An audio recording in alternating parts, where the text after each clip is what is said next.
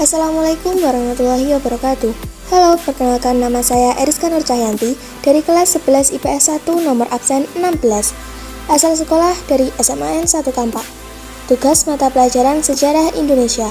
Guru mata pelajaran Arum Prihananti, SPD. Materi kali ini tentang dampak dari perkembangan kolonialisme dan imperialisme dalam bidang politik, ekonomi, sosial budaya, dan pendidikan.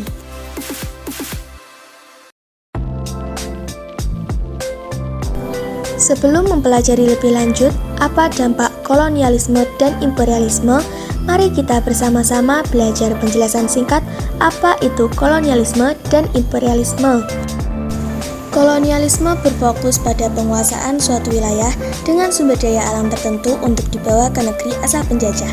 Sedangkan imperialisme berfokus pada penguasaan politik dan pemerintahan negara yang lain untuk memiliki pengaruh terhadap negara tersebut.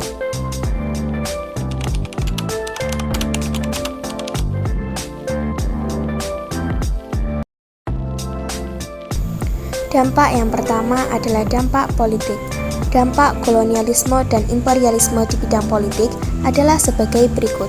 Yang pertama, Daendels atau Raffles sudah meletakkan dasar pemerintahan yang modern. Yang kedua, para bupati dijadikan pegawai negeri dan digaji. Padahal, menurut adat istiadat, kedudukan bupati adalah turun-temurun dan mendapat upeti dari rakyat. Yang ketiga, bupati dijadikan alat kekuasaan pemerintahan kolonial. Pamong praja yang dahulu berdasarkan garis keturunan sekarang menjadi sistem kepegawaian. Yang keempat, Jawa dijadikan tempat pusat pemerintahan dan membaginya menjadi wilayah prefektur. Dan yang terakhir, hukum yang dahulu menggunakan hukum adat diubah menggunakan sistem hukum barat modern.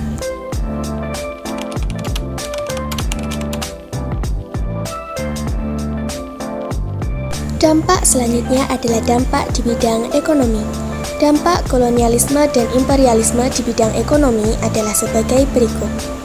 Yang pertama, monopoli dan penguasaan suatu daerah atau koloni oleh penjajah menyebabkan terjadinya situasi yang tidak sehat dalam hal perdagangan.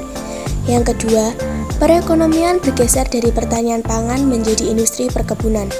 Yang ketiga, praktik monopoli perdagangan yang diterapkan oleh VOC mengakibatkan mundurnya perdagangan di Nusantara dari kancah perdagangan internasional. Yang terakhir, dalam mengeksploitasi tanah jajahan, VOC memanfaatkan para penguasa tradisional atau menerapkan sistem indirect rule dalam penyerahan wajib hasil bumi dan pemungutan atau pajak hasil bumi.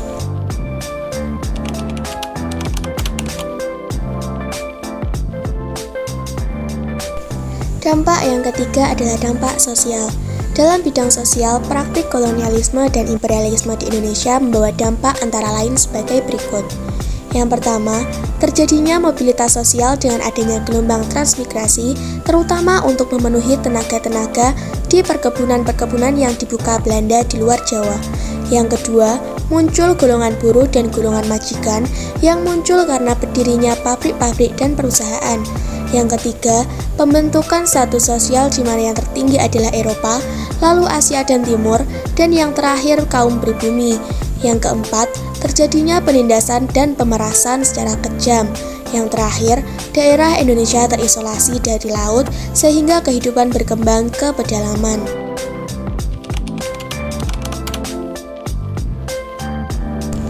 Dampak yang keempat adalah dampak di bidang budaya. Dampak kolonialisme dan imperialisme di bidang budaya adalah sebagai berikut. Pertama, kebiasaan pemerintah kolonial menggunakan bahasa Belanda. Di sisi lain, membawa pengaruh tersendiri. Yang kedua, kita jadi tahu berbagai musik internasional ataupun tarian seperti dansa. Yang terakhir, ada juga bangunan-bangunan yang menjadi saksi bisu terhadap segala peristiwa masa lampau. Semua bangunan tersebut punya ciri khas yang sulit dibuat saat ini.